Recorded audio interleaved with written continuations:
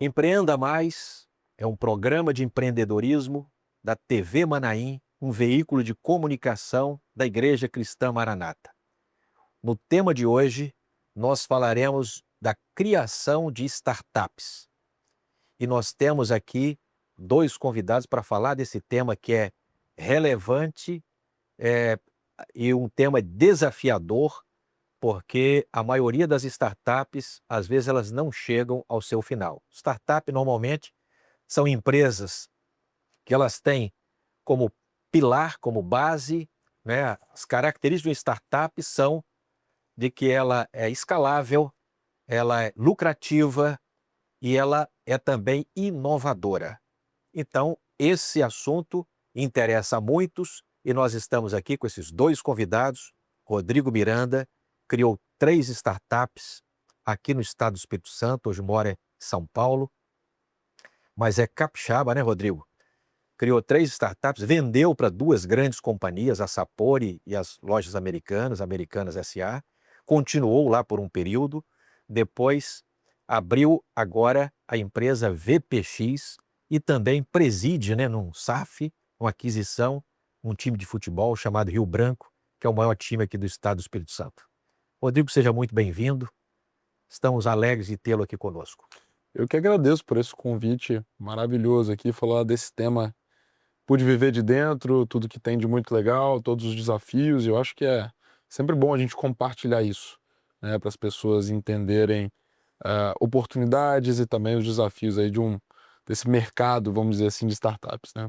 Muito bem. Também conosco aqui, colaborando nesse bate-papo sobre startup, Melquisedeque Macedo. Nós vamos chamá-lo de Melk Por favor. aqui durante o programa, né? Melk, conhecido nosso, mora hoje em Brasília, também é capixaba, é especialista, né? Mentor e consultor na área de inovação, também atuando e mentorando startups, né? Com várias passagens aí nesse ambiente de inovação. Seja muito bem-vindo, Melk.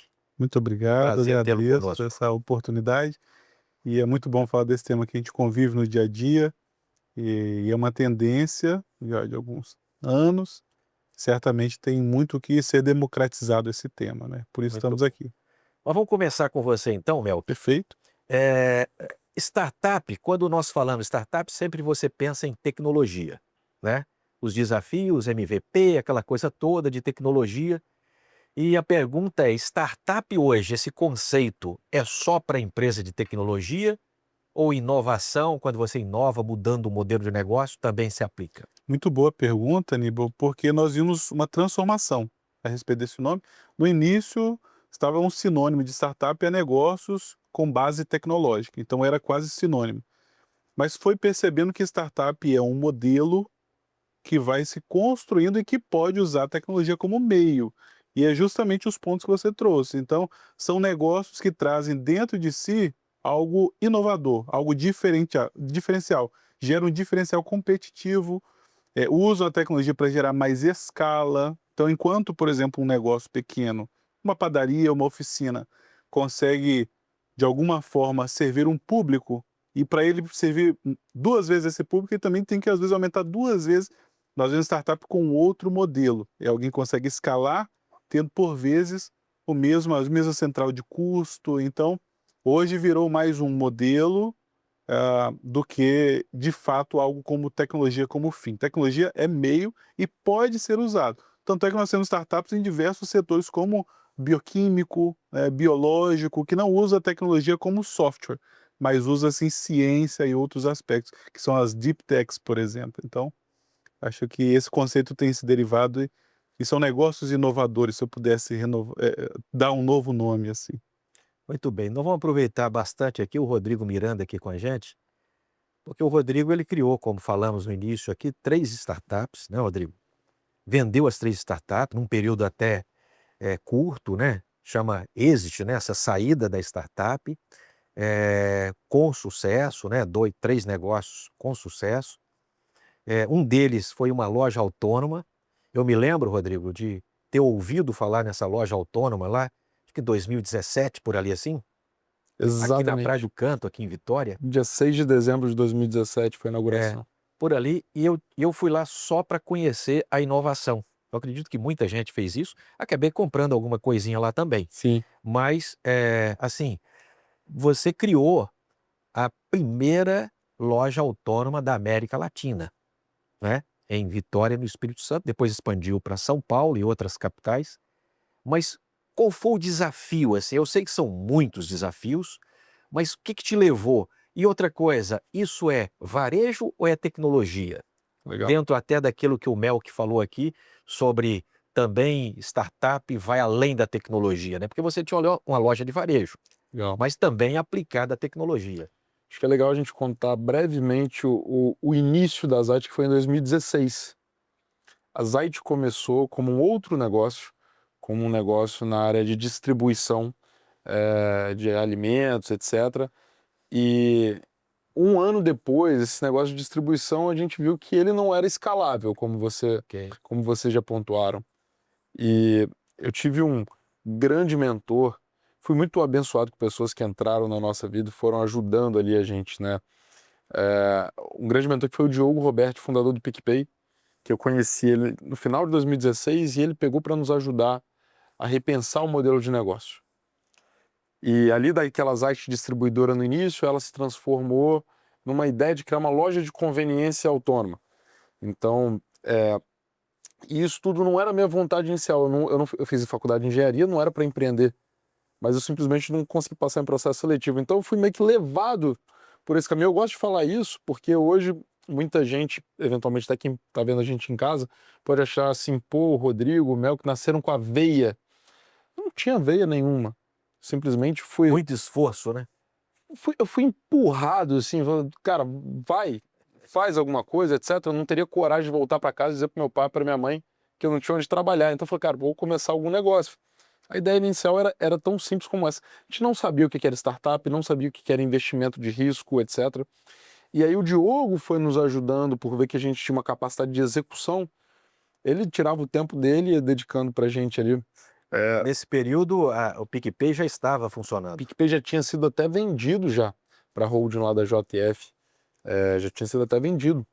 Então, pô, o Diogo era o CEO talvez a startup de É, maior sucesso do Espírito eu Santo. acredito que ele, assim, nós estamos falando aqui nesse programa para o Brasil inteiro, né? Uhum. Mas só falando a questão Espírito Santo, nós estamos aqui no Espírito Santo, o Diogo Roberti, né? Diogo Roberto, E o Rogério Salume foram duas pessoas que projetaram, sem e dúvida. depois você, naturalmente, também, com a Zite, com a Chip, né?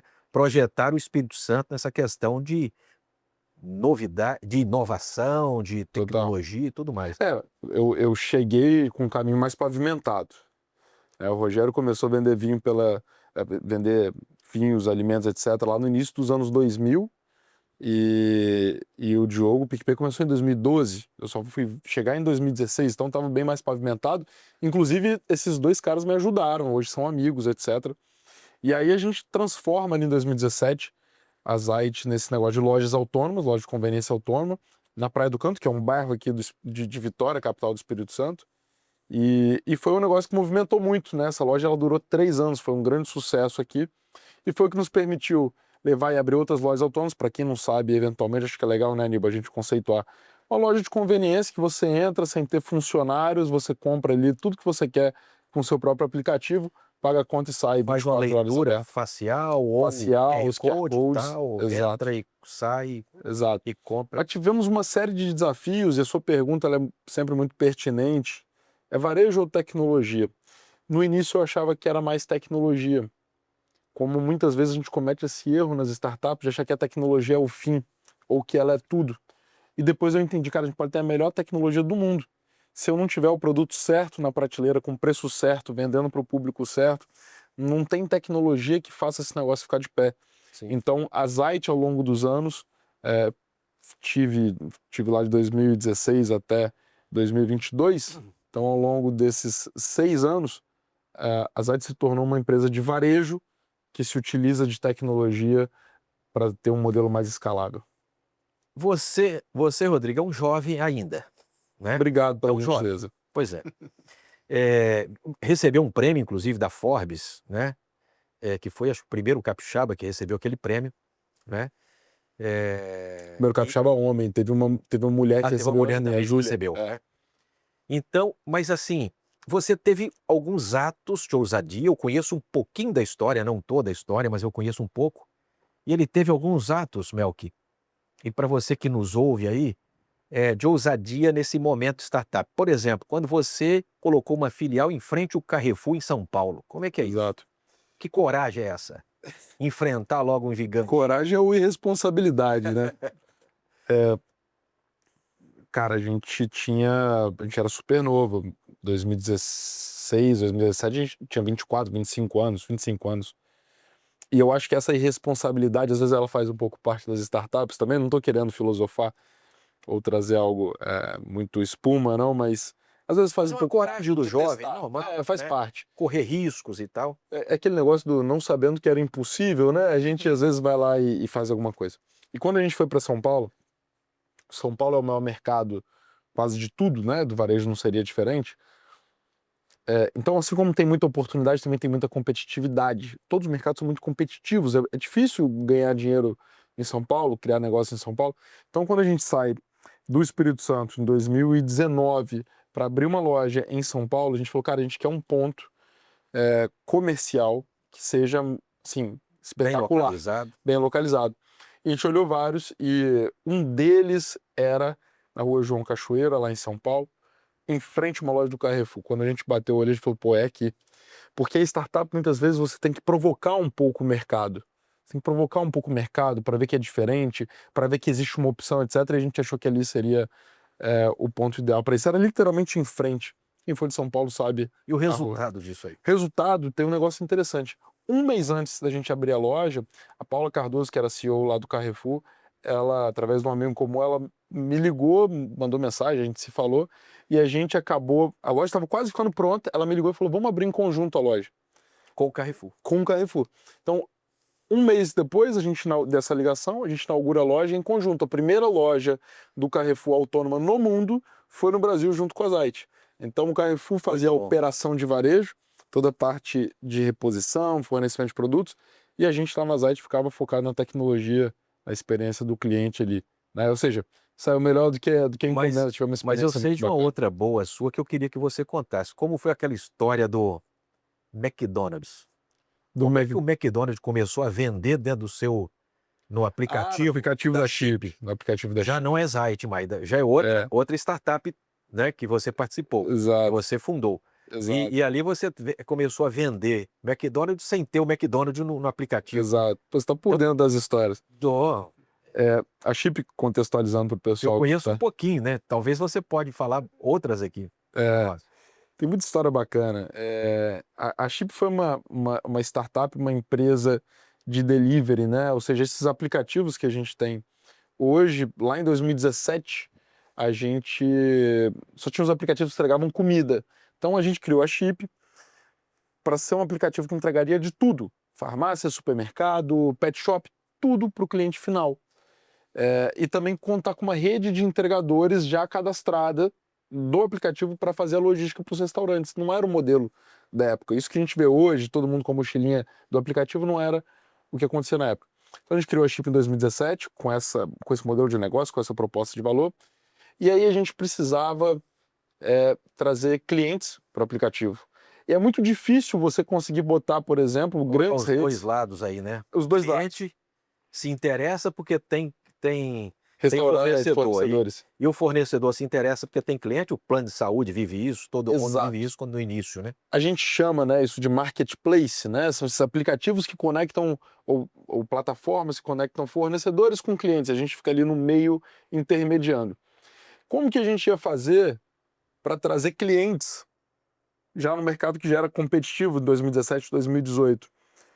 Sendo que as grandes redes a gente não conseguia nem falar com eles, né? A gente, menino novo aqui de Vitória, no Espírito Santo, etc., difícil. A gente teve uma ideia, que foi uma ideia do meu sócio, do Tomás, tem vários sócios, e o Tomás, ele falou, cara, vamos cadastrar o cardápio do McDonald's. O Burger King vendia até mais do que o McDonald's na época. porque o Burger King não tinha delivery. Então a gente cadastrou os aplicativos e a gente pegou alguns entregadores que eram de muita confiança. Eu peguei 2 cartões de crédito meu, o Tomás pegou 2 cartões de crédito, a gente deu na mão de 4 entregadores. E quando vinham pedidos nessas lojas, eles iam com o nosso cartão, compravam lá na boca do caixa e levavam lá na sua casa se você tivesse pedido. Para o cliente era transparente, né? Ou seja, se o nosso... Não tinha fraude nenhuma, né? Não. Você estava prestando um forma nenhuma. serviço de forma não conectada, vamos dizer, tecnologicamente, mas realizando aquele serviço. A gente, inclusive, fez um estudo jurídico antes, montou um modelo, uma tese de como é que seria isso, era o cliente nos dando um mandato para comprar em nome dele. Então, não tem nada de ilegal nisso, apesar de que algumas redes se incomodaram. E aí, com isso, a nossa reflexão era o seguinte: se a gente quer entregar de tudo para o cliente que está em casa, a gente não pode ficar esperando a boa vontade das grandes redes ou das outras lojas para isso. E a gente criou um modelo, depois a gente escalou, integrou isso no sistema, trouxe cartões pré-pagos. A gente distribuiu mais de 10 mil cartões pré-pagos em várias cidades, vários estados que a gente tinha atuação, e esse modelo operava, onde eu não precisava ter a parceria com o restaurante para poder entregar o que você, cliente, pedia na sua casa. Nibal, interessante. Se a gente observar, há um padrão aí, né? Muito ligado àquele que é o que a gente chama de startupeiro, aquele empreendedor de startup.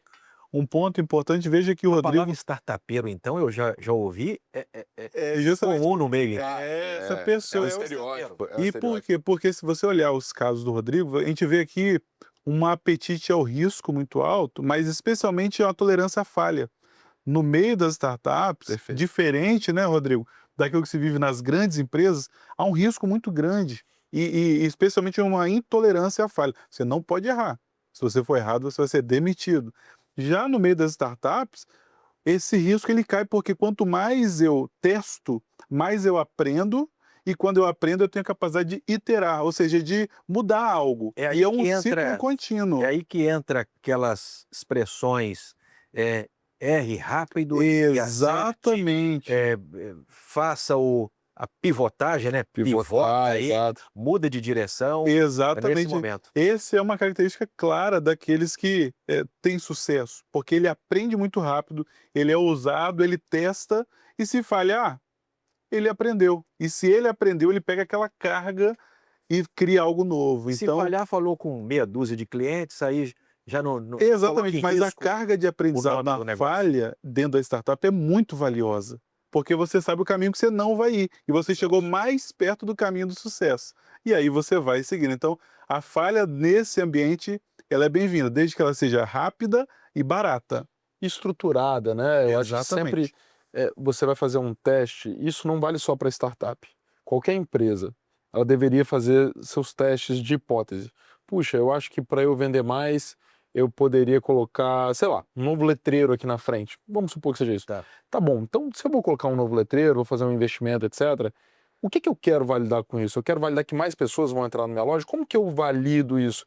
A gente começa a falar do ponto de olhar para números e para dados, etc., que de fato você tem validação, você sai daqueles achismos, né, que é uma característica também de startups, terem muito essa questão numérica, É isso.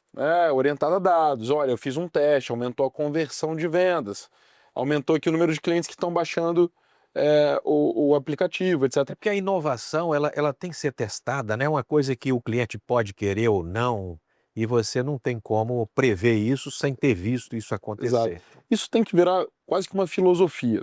A crítica que eu faço são aos testes que eles não são estruturados, eles são feitos de qualquer forma, e que também você testa às vezes 10, 15, 20 coisas ao mesmo tempo, você não consegue nem isolar variáveis É isso. para saber o que de fato deu certo ou não. Então a cultura do teste ela não pode virar uma cultura de displicência nas ações. Não são ações descoordenadas que eu vou fazer meu negócio e ver se é aleatório. Não, cara, vamos sentar, discutir qual é a hipótese. Se a gente tem um problema de adquirir novos clientes, trazer novos clientes, quais são as hipóteses que a gente tem que podem ajudar? Vamos selecionar uma ou duas para a gente poder testar isso e metrificar muito de perto. Né? Então, a gente não pode confundir cultura de teste com a displicência e ações descoordenadas. Muito bom. E eu reforço aqui, Aníbal, o que ele falou, como é importante hoje valorizar os dados, né? É uma expressão que já está bem popular, mas é bom que todos se lembrem. Os dados são o novo petróleo, né? Porque através disso eu vou tomar decisões melhores. Fico imaginando a Zait, por exemplo, Rodrigo, o tanto de dados que aquilo gerava. Cara, infinidade. A pessoa, coisas básicas, ao entrar ali, ele vai ter um dado relacionado ao melhor horário, onde tem maior fluxo de pessoas.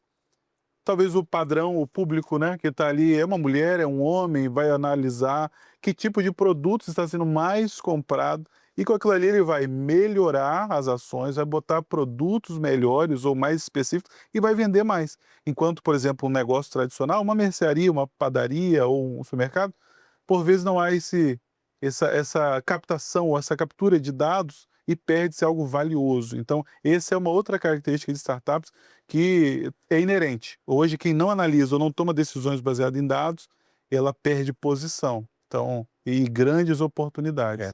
Rodrigo, nesse período aí, criando 3 startups, com grandes desafios, né? E uma fase, inclusive, que você lembrou bem aqui, uma fase que era pouco divulgado, tinha pouca estrutura até para apoiar investimento e tudo mais. Pensou em desistir? Aníbal, eu acho que Em algum momento, assim, mais difícil? não, cara. Muita Mas vontade de seguir adiante, né? eu vou te explicar por quê. Eu não tinha plano B.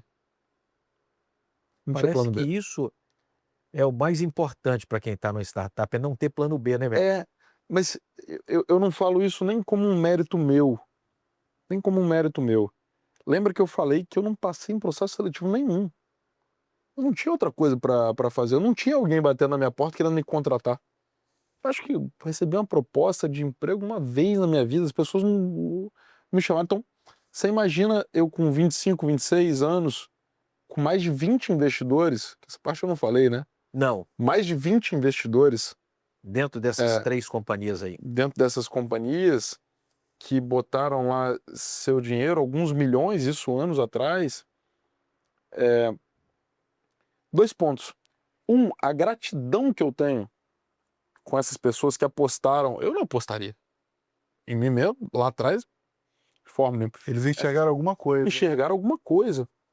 Mas, mais do que isso, cara, me apoiaram, mentoraram. Cara, como eu falei, eu fui muito abençoado, assim, nesse sentido. Isso que mudou minha vida. Se a gente está conversando aqui hoje, é porque pessoas decidiram, por algum motivo, nos ajudar. Mais de 20 investidores, pessoas públicas bem relacionadas, etc., que colocaram dinheiro lá não porque me acharam bonito, por motivos óbvios, mas sim porque elas queriam Analisaram algum dia ter um retorno financeiro. Então, você acha que eu consideraria algum dia falar assim, cansei, tá difícil, vou fazer outra coisa e mandar um abraço para esse cara? Mas jamais. Jamais. Eu acho que você se questionar e Você falar, criou muito compromisso aí nesse Isso. negócio. mas é lógico, Uma autorresponsabilidade. mas é lógico. Imagina, e às vezes eu vejo isso, fundadores que falam, se o investidor não gostar, tá bom, eu fecho as portas, vou fazer outra coisa. Que loucura, assim. Mas aí tem uma responsabilidade. Isso acho que não é nem só o ponto da irresponsabilidade, é uma falta de gratidão, uma falta de brio, de falar, cara, esse cara enxergou em mim alguma coisa que nem eu enxergava. Eu preciso dar uma devolutiva para isso. Como é que eu vou chegar em casa e falar para meu pai, para minha mãe, que eu simplesmente vou mudar e deixar o pessoal lá a ver navios, etc. Isso nunca passou pela minha cabeça. Eu acho que se questionar se aquele é o melhor caminho que você poderia estar seguindo, eu me questionei várias vezes. Porque eu olhava meus amigos de faculdade, eu fiz engenharia na Federal do Espírito Santo, então eu estudei com um monte de gente fera pra caramba. Executivos, enfim, várias empresas, etc. Indo super bem, eu ali, morando em São Paulo, tocando duas empresas, morando num quarto de hotel que, pô, mal janela tinha. Cara, será que esse era o caminho? Pô, por quê? Por que que não foi? Etc. Agora, pensar em voltar atrás, isso é uma coisa que não passava pela minha cabeça e eu acho que não faz o menor sentido. Eu acho que quem quer entrar, inclusive, nesse mundo, trazer investidores, etc., reflita bem, porque a caminhada é só para frente.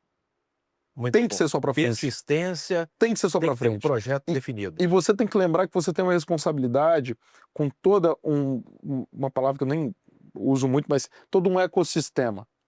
Porque você tem investidores que fomentam essas empresas, que colocam capital de risco.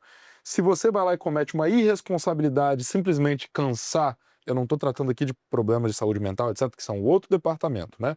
Você, cansei, desanimei, etc., vou fazer outra coisa, vou arrumar um emprego. Você basicamente está desanimando, você está desmotivando todo um mercado a investir em novas empresas, novas soluções, e outros empreendedores que precisariam, que teriam usado muito melhor aquele capital, eles vão sofrer por conta de uma decisão sua, por conta de uma irresponsabilidade sua. Então eu acho que você tem que ter consciência de onde você está entrando e, cara, ter uma gratidão, ter um brilho assim, cara, não está em pauta desanimar, Desistir. não está em pauta desistir. Muito bom. Isso é duro. Pode parecer bonito o discurso, mas é duro.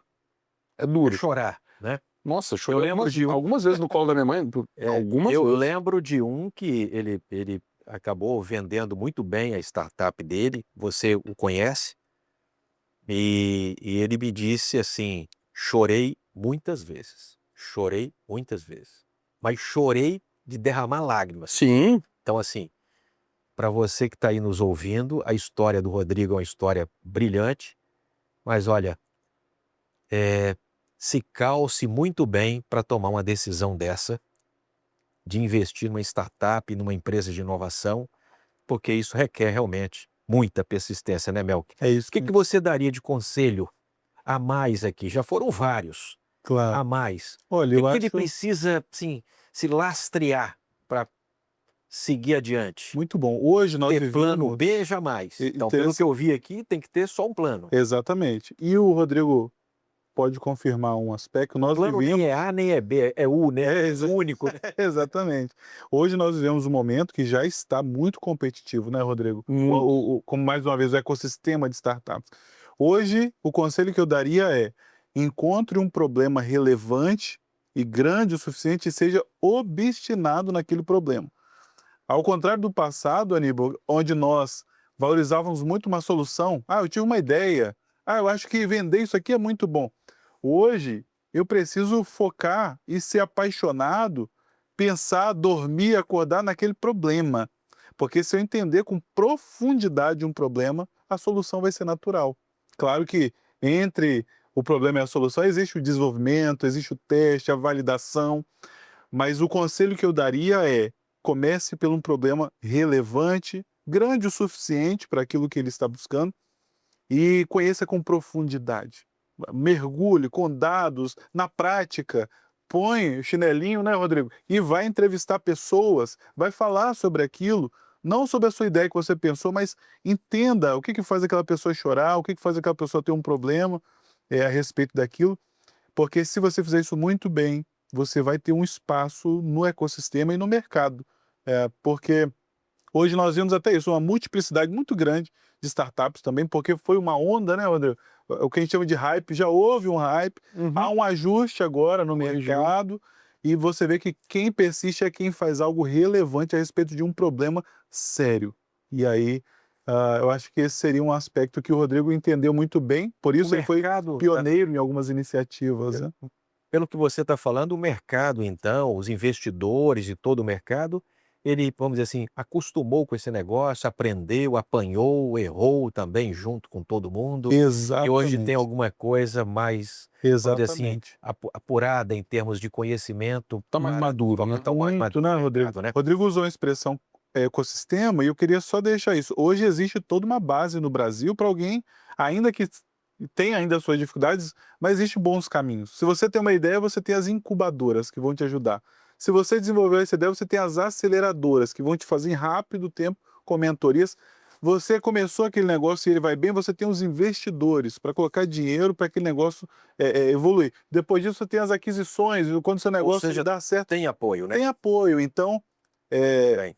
faz sentido hoje empreender e criar uma startup. Rodrigo, quem criou uma, duas, três, vai para a quarta? Startup não. Estou no meu 5º negócio hoje. Como você bem citou, a gente tem uma SAF, um clube de futebol, que é uma empresa como outra qualquer. E hoje o que eu me dedico é na VPX, a gente é uma empresa de consultoria estratégica. Usamos tecnologia como meio para os nossos processos serem mais eficientes, mas não é uma startup de consultoria ou nada do tipo. A gente é bem old school, bem a moda antiga. Eu aprendi ao longo desses anos que a estratégia, a gestão, a gestão financeira, ela serve para qualquer tipo de negócio, para startup. Foi o que nos manteve vivos. Não foi a tecnologia, foi o que manteve a gente vivo, foi ter os números na ponta do lápis, foi ter uma boa gestão financeira. E hoje a gente faz isso aí para 80 empresas, 80 clientes, e crescendo, né, levando esse tipo de conhecimento. Mas startups, eu acho que é uma questão de ciclo. Uma questão de ciclo, é uma questão de apetite, é uma questão de estar disposto a doar cada segundo, cada gota de suor ou de lágrima que você tem, cara, em busca de um sonho que é muito alavancado. Ele pode dar muito certo, como pode dar muito errado. Acho muito. Eu tenho o maior orgulho do mundo de ter passado por isso, mas acho que a gente tem ciclos na vida. Quem sabe um dia eu não volto para lá, num outro ciclo. Ótimo. Melk, obrigado pela participação aqui. Rodrigo também. Rodrigo, nós vamos continuar num próximo programa falando contigo, já usando agora a sua experiência com a VPX. É um outro momento, como você falou. No próximo programa nós vamos estar contigo falando de alta performance. Ok? É um prazer.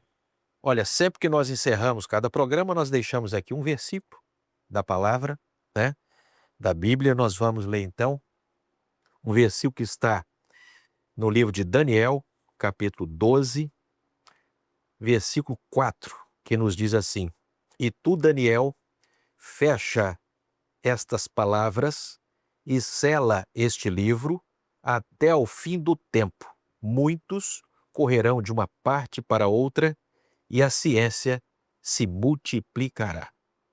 Então a ciência está se multiplicando, estamos correndo como nunca de uma parte para outra. Ele está falando de um tempo profético aqui, que a tecnologia, a inovação, né? Nós estamos vivendo isso aí, já estava profetizado aqui na palavra de Deus. Obrigado, e a você continue na nossa programação da TV Manaim. Deixamos um abraço a todos.